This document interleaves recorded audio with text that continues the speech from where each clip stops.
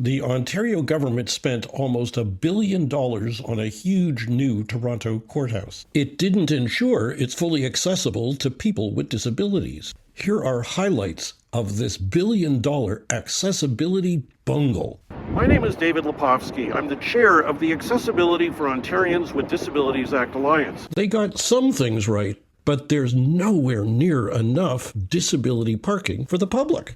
The public gets none on the property. There are only a paltry 6 disability parking spots on the street near the court. Anyone with a disability permit can park in them, even if they're not going to court. It's hard for us blind people to find the front door. They installed metal tiles on the ground in the huge empty square in front of the courthouse to guide blind people to the door. They're extremely hard to find and follow with my white cane. Outside, a service animal relief area is hard to find. There's a ridiculous, complicated path to it using those awful metal tiles. The main floor help desk is also hard to find. It has no knee space to accommodate a person in a wheelchair. That violates accessibility regulations.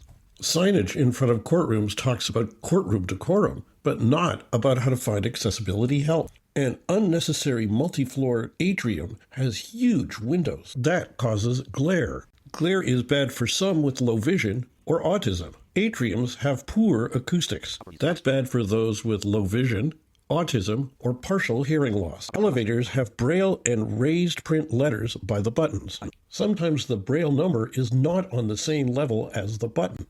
The ground floor is labeled in print as ground, but the braille says D. What does D mean? Inside the building, they installed some raised tactile wayfinding on the floor to help blind people navigate.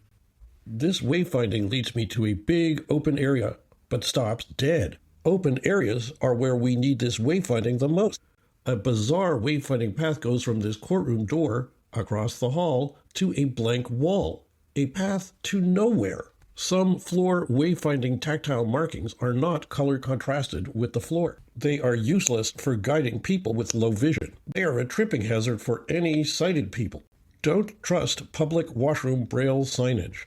Here are 2 cases. The print sign says women's or men's washroom. The braille also says they are universal, but neither washroom is accessible at all. This third washroom's print sign correctly says all gender accessible, but the braille only says all gender. In the court services office, you must take an inaccessible number from an electronic kiosk with an inaccessible touchscreen. That also violates Ontario accessibility regulations. Wait your turn until your number comes up on an inaccessible monitor. There are 8 service counters. Only 2 are at an accessible height. Some people with disabilities come to court on paratransit, Wheel-Trans. Beside the courthouse, there's a designated Wheel-Trans pickup and drop-off area.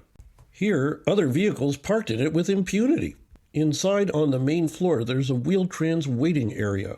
It has no line of sight to the outdoor Wheel-Trans parking spot. There's a video monitor in the waiting area to show the Wheel-Trans parking spot. When we shot this video, the monitor was black. That's useless. Also, if a Wheel-Trans vehicle must park elsewhere, the camera won't show when the Wheel-Trans vehicle arrives.